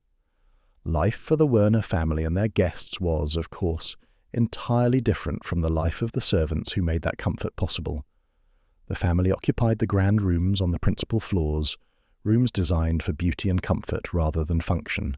A typical day for Lady Wernher might begin with breakfast, served in her bedroom by her lady's maid, followed by a bath drawn by the housemaids who carried cans of hot water up from the kitchens before modern plumbing made this unnecessary. She would dress with her maid's assistants, choosing from the dozens of outfits in her wardrobe, each appropriate for different times of day and different activities. Morning might be spent in correspondence, writing letters to friends and family, making arrangements for upcoming entertainments, dealing with household matters that required the lady of the house's attention. Lunch would be served in the dining room, a relatively informal meal, unless there were guests. Afternoon might involve a drive through the park, visits to neighbours, or activities with house guests if there were people staying. Tea would be served in the drawing room at 4 or 5 o'clock, with elaborate presentations of sandwiches, cakes and pastries prepared by the kitchen staff. Dinner was the main event of the day, requiring several hours of preparation and consuming several hours in the eating. Guests would dress formally, men in white tie and tails, women in elaborate gowns with their finest jewellery. The meal might consist of 8 or more courses: soup, fish, entree, roast, game, salad, dessert, savouries, each course accompanied by appropriate wines served in specific glassware. Conversation during dinner was governed by strict rules of precedence and etiquette, with guests expected to talk to the person on their right during some courses and the person on their left during others, ensuring that everyone had the opportunity to converse with their neighbours. After dinner, the ladies would withdraw to the drawing room, leaving the men to their port, cigars and masculine conversation about politics, business and sport. Eventually the men would rejoin the ladies, and there might be music, cards or other entertainment before everyone retired for the night, only to repeat the entire cycle the next day. When the Werners entertained on a large scale, which they did frequently, the house would be filled with guests. House parties might last for several days or even weeks, with guests arriving in a constant flow, some staying throughout, others coming for a night or two before moving on to another country house. These gatherings required meticulous planning and enormous effort from the staff. Bedrooms had to be prepared, each with fresh linens, flowers, writing supplies, and everything a guest might need. Meals had to be planned to accommodate dietary preferences and restrictions. Activities had to be organised, shooting parties in season, drives through the countryside, visits to local attractions, entertainment in the evenings. The guest list for these gatherings reflected the Werners' position at the intersection of industrial wealth, aristocracy, and international society. Old aristocratic families who might once have looked down on industrial fortunes now competed for invitations to Luton Hoo, attracted by the luxury, the art collection, and the sophisticated company. Politicians came, recognising that country house weekends were where important conversations happened and alliances were formed. Artists and intellectuals were invited, adding cultural cachet to the gatherings. And increasingly, as Lady Zia's Russian connections became known, members of the exiled Russian aristocracy and imperial family visited, bringing with them stories of the vanished world of Imperial Russia. The Wernher family's connection to the British royal family deepened significantly through Lady Zia's sister, Nadejda de Torby, who married George Mountbatten, second Marquess of Milford Haven. The Mountbattens were closely connected to the British royal family, George's brother Louis would later become Earl Mountbatten of Burma, and Louis's nephew was Prince Philip, who would marry Princess Elizabeth in 1947. This connection meant that Prince Philip became a frequent visitor to Luton Hoo, first as a young man before his marriage, then with Princess Elizabeth after they married. The royal couple found at Luton Hoo something they couldn't easily find elsewhere, a private retreat where they could relax away from the relentless scrutiny of public life, surrounded by beauty and luxury, hosted by family connections who understood the pressures they faced. The couple reportedly spent several wedding anniversaries at Luton Hoo, valuing the privacy and comfort the estate offered. During World War II, this private world was necessarily disrupted. The Wernher family patriotically allowed Luton Hoo to serve as headquarters Eastern Command, one of the main military commands responsible for defending Britain's eastern coast against potential German invasion.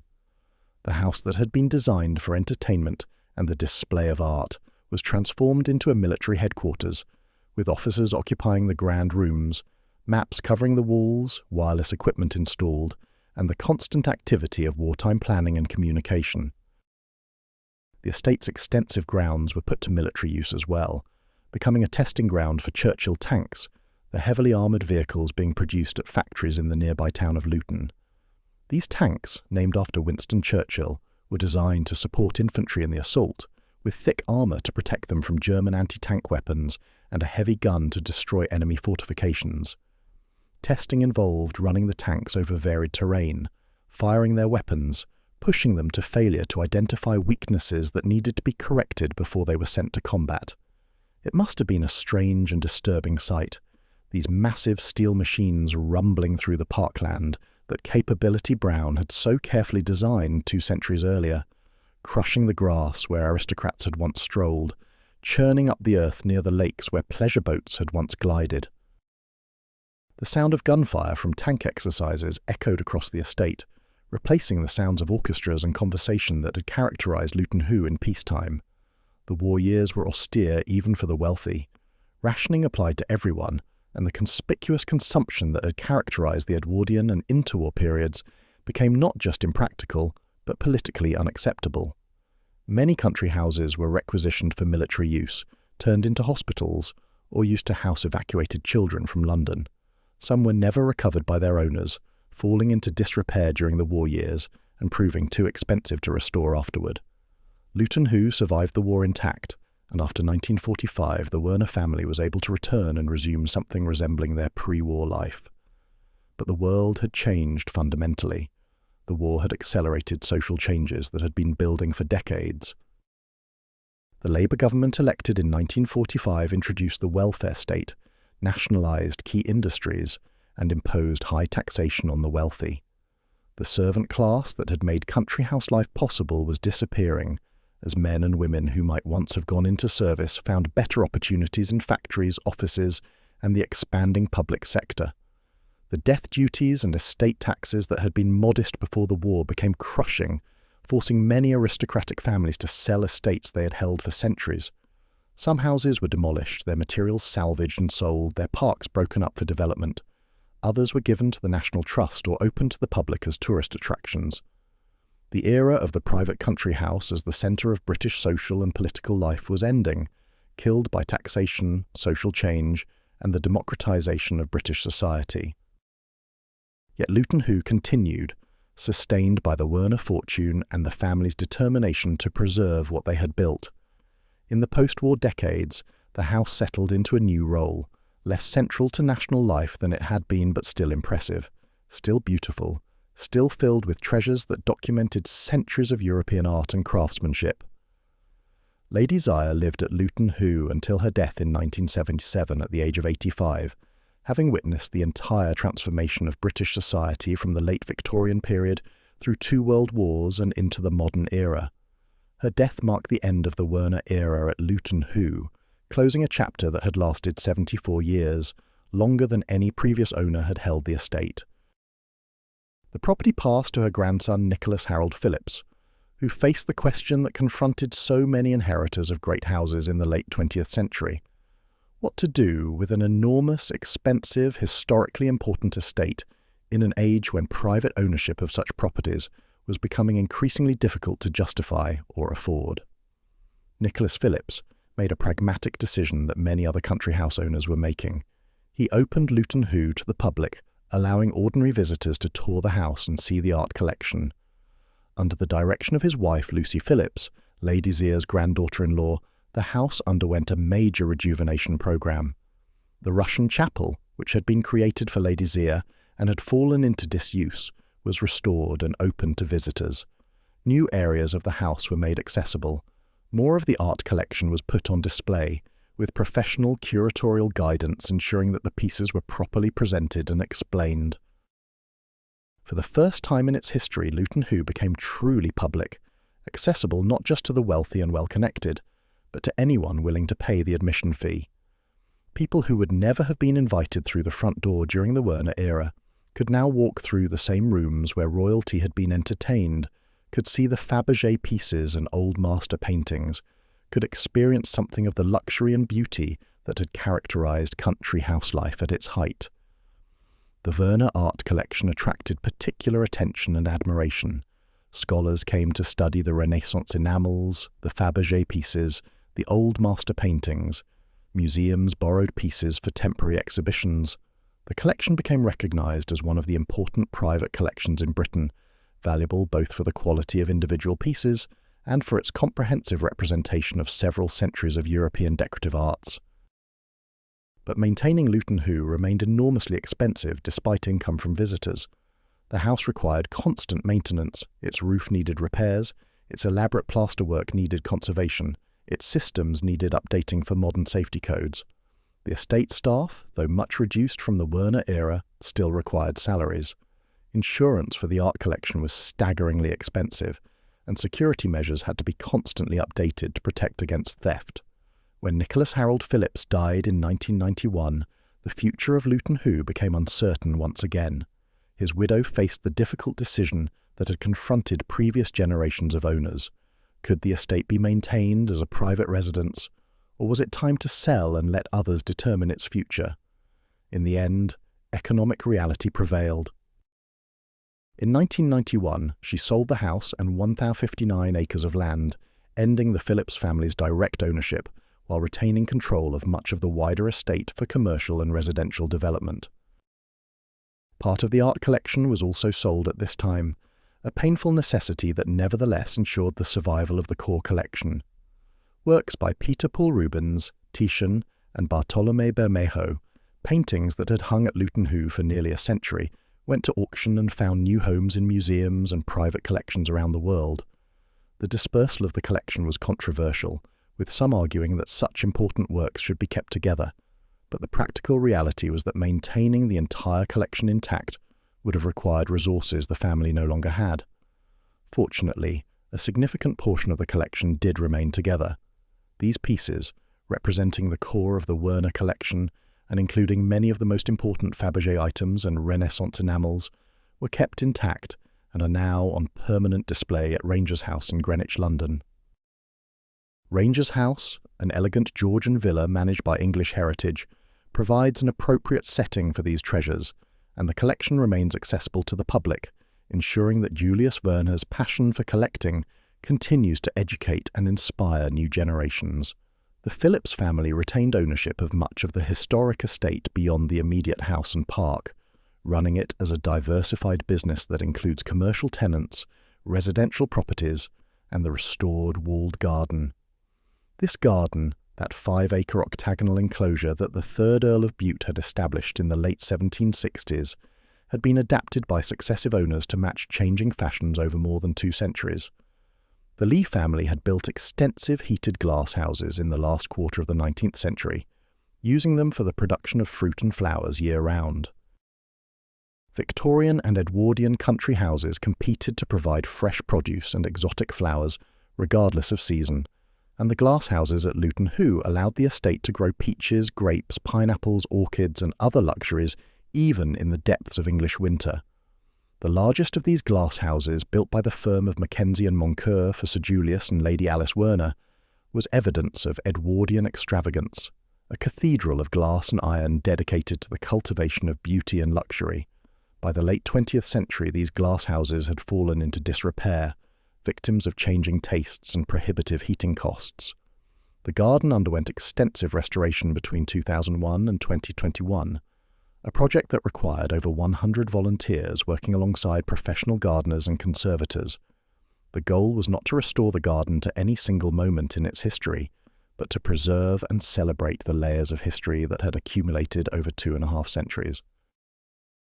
The restored walled garden now opens to visitors every Wednesday from May to October, offering a living connection to the estate's horticultural past.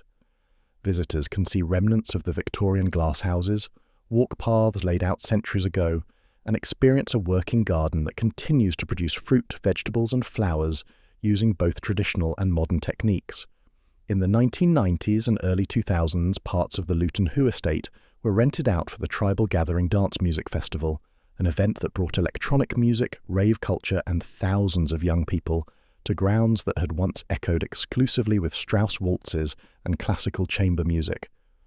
The contrast could hardly have been more stark.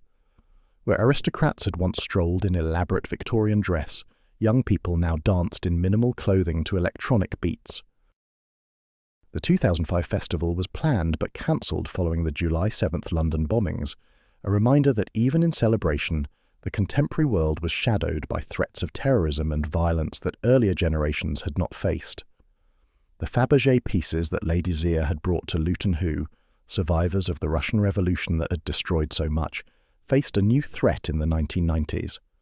Many items were stolen in a series of thefts, disappearing into the international art market, where they were presumably sold to private collectors who could never display them publicly without revealing their stolen provenance. The loss was devastating, not just financially, but culturally. These pieces, which had survived revolution and war, which had documented a vanished world of Imperial Russian luxury and craftsmanship, simply vanished, their location unknown, their future uncertain. The thefts highlighted the vulnerability of even the most carefully guarded treasures in an age of international art crime, and they reinforced the decision to place the remaining collection at Rangers House, where professional museum security could protect them more effectively than had been possible at Luton Hoo. In 2007, after years of planning and negotiation, Luton Hoo opened as a luxury hotel, the Luton Hoo Hotel, Golf and Spa. The transformation was extensive and controversial. The house was substantially rebuilt to accommodate 228 bedrooms and suites, requiring the construction of an entire additional floor, according to plans that Robert Adam and Robert Smirke had drawn but never executed. Elite Hotels, the company that oversaw the conversion, claimed that furnishings were selected with the aim of restoring the house to something approximating its former glory. But critics argued that no hotel, however luxurious, could recreate the atmosphere of a private country house. The debate reflects a larger question about country house preservation. Is it better to maintain these houses as museums, preserved but lifeless, or to give them new uses that may alter them but ensure their survival?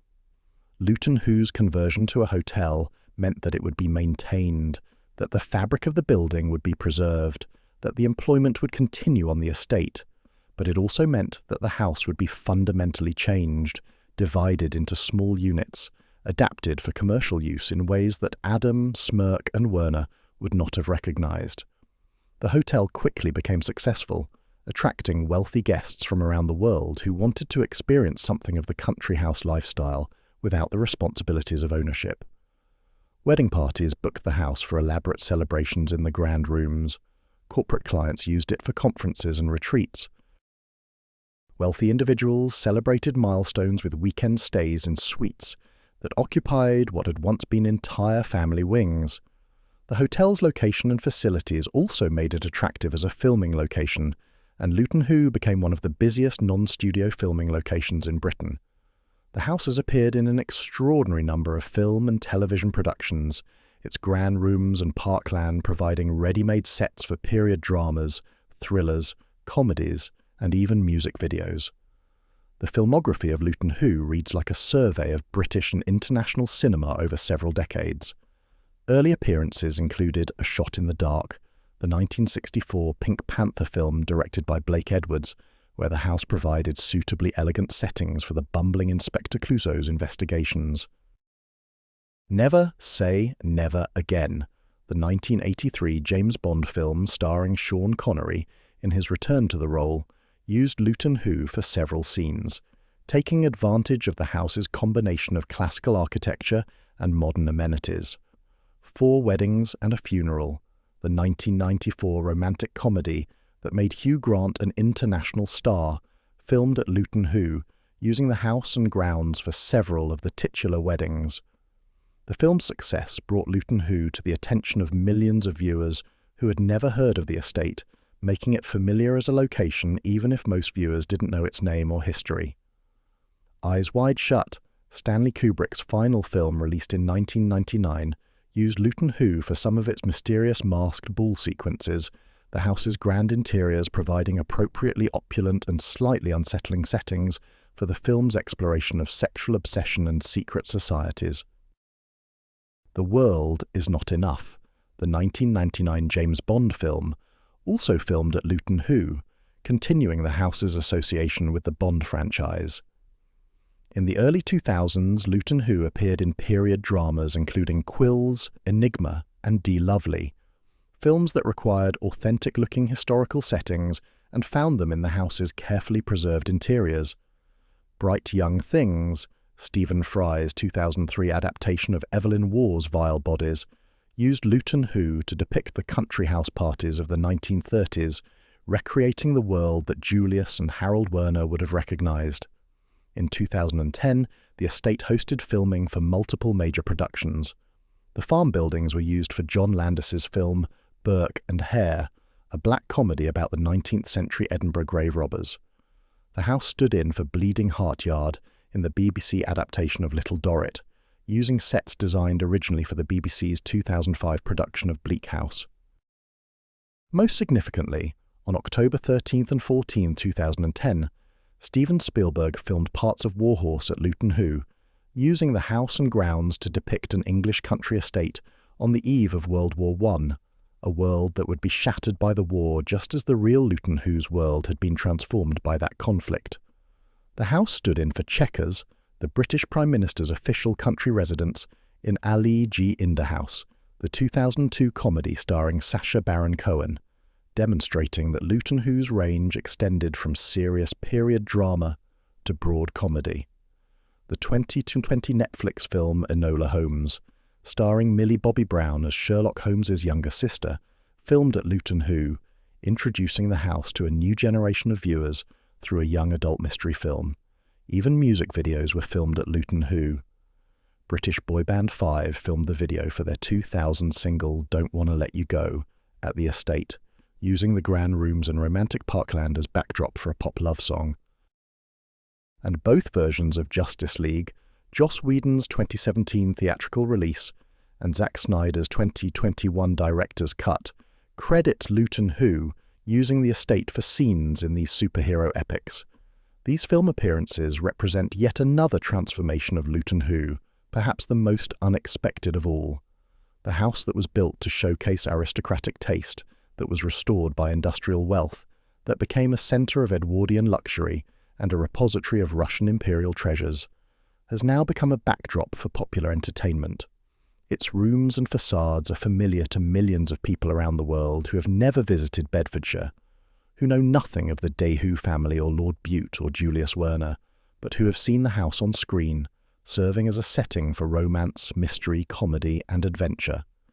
In December 2021, the hotel was sold to the Aurora Group, a UK-based hotel and property company with an extensive portfolio, including major hotels near London's airports. The sale price was not disclosed, but it represented another chapter in Luton Hoo's ongoing story of transformation and survival. The Aurora Group announced plans to continue operating the hotel while potentially making further investments in the property, ensuring that Luton Hoo will continue to welcome guests and provide employment for the foreseeable future. Today, standing before Luton Hoo, observing its imposing portico and sprawling wings, one sees not a single building, but a palimpsest, a text that has been written over and rewritten across 8 centuries.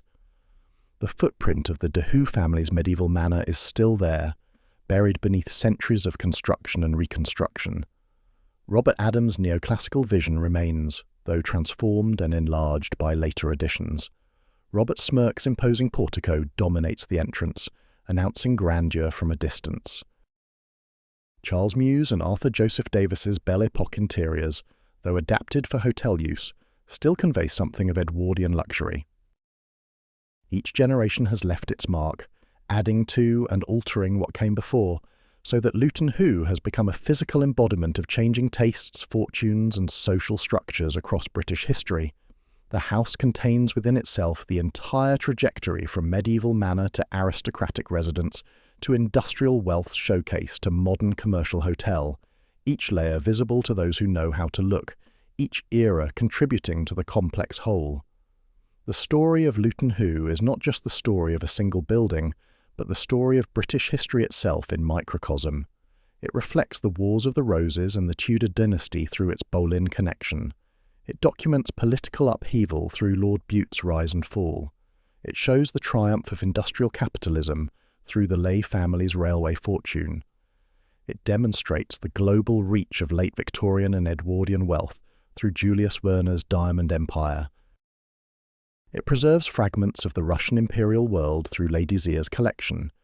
It survived 2 world wars and enormous social changes, and it continues to adapt, finding new purposes and new audiences in the 21st century.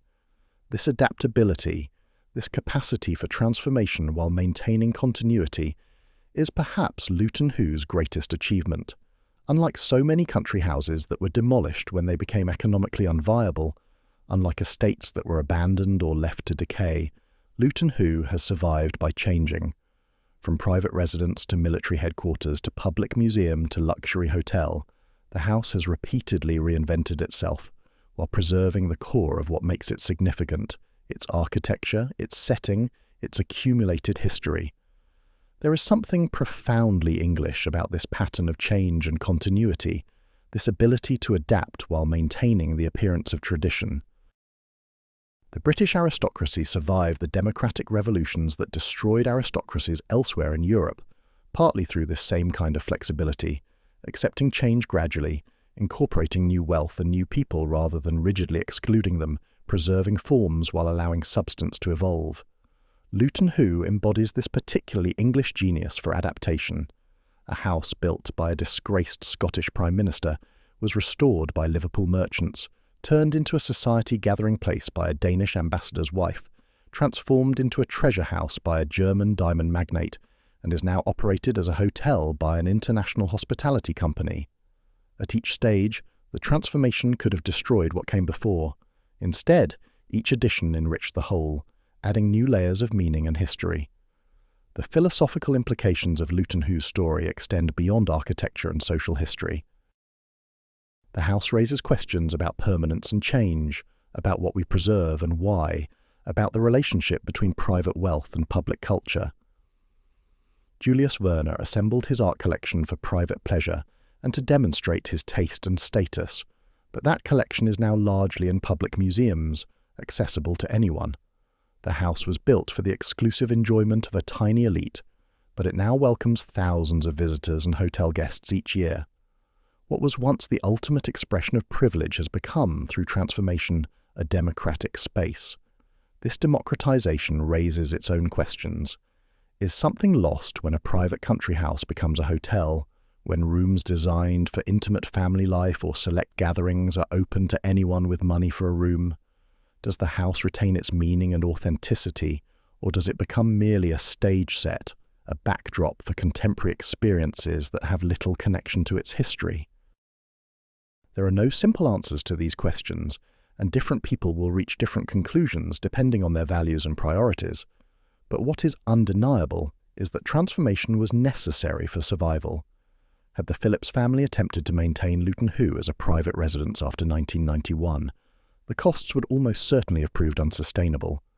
The house might have been sold to developers who would have subdivided it into apartments, destroying its coherence. It might have been demolished with only photographs and memories preserving what once stood here. Instead, conversion to a hotel ensured that the fabric of the building would be maintained, that the grand rooms would be preserved, that the parkland would continue to be managed, that employment would continue on the estate. The story of Luton Hoo also reminds us of the ephemeral nature of wealth and status. The Hoo family held the estate for 4 centuries, an almost unimaginable span of time, yet their house is gone, and even their name is largely forgotten except by historians. The Boleyn connection links Luton Hoo to one of history's most famous women, but the Boleyns left no permanent mark on the estate. Lord Bute built his dream house to outlast his political failures, but it was repeatedly transformed by later owners until little of his vision remains visible. The Leigh family's railway fortune seemed inexhaustible, but it lasted barely 2 generations at Luton Hoo. Even Julius Wernher's vast diamond wealth, which seemed so overwhelming in its time, eventually proved insufficient to maintain the establishment he created, and his art collection was dispersed. Wealth, we learn from Luton Hoo's story, is temporary. Status is contingent. Fame fades. The house endures, but only by changing, only by adapting to new circumstances and finding new purposes. This is both melancholy and hopeful. Melancholy because it reminds us that our achievements, no matter how impressive, will be transformed or forgotten. Hopeful because it suggests that what we create can survive us if we allow it to adapt, if we don't insist that it remain frozen in the form we gave it. The great country houses of Britain are monuments to ambition, taste, wealth and power. They were built to impress, to demonstrate the owner's position in society, to house collections, to provide settings for social and political life. But they have survived, where they have survived, by finding new purposes that their builders could never have anticipated. They have become hotels, schools, hospitals, conference centres, museums, event venues. They serve the public rather than private owners. They educate rather than merely impress. They document history rather than simply inhabiting it. Luton Hoo, in its current incarnation as a luxury hotel and filming location, is still fulfilling some of its original purposes. It impresses visitors with its architecture and setting. It provides luxury and comfort. It serves as a backdrop for significant moments in people's lives. But it does so in ways that are accessible to a far wider range of people than Lord Bute or Julius Wernher ever contemplated. The proposal of Prince Albert Victor to Princess Mary remains part of Luton Hoo's story, but so are the weddings of ordinary couples who book the house for their celebrations. The Wernher art collection's glory is remembered, but the house now welcomes film crews and hotel guests who create their own memories. Standing before Luton Hoo today, one might reflect that buildings are not static objects, but living entities that grow, change and adapt to survive. The house has been many things over its long history: medieval manor, Tudor holding, Georgian country seat, Victorian restoration, Edwardian palace, wartime headquarters, public museum, luxury hotel, filming location. It may be other things in the future, fulfilling purposes we cannot yet imagine, adapting to circumstances we cannot predict.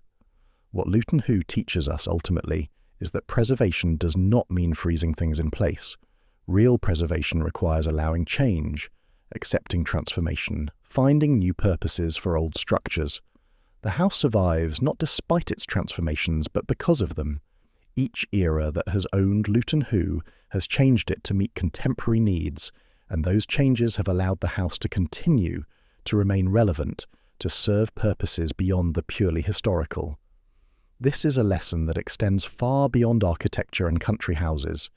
Institutions, traditions, ways of life, all must adapt or die.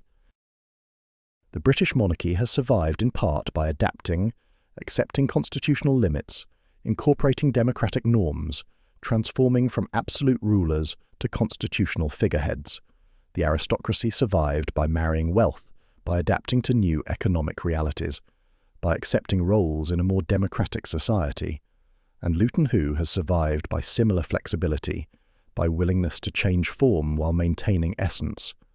The house stands today as evidence that beauty and craftsmanship can outlast the social systems that created them, that buildings can continue to inspire and astonish long after the world that made them has vanished.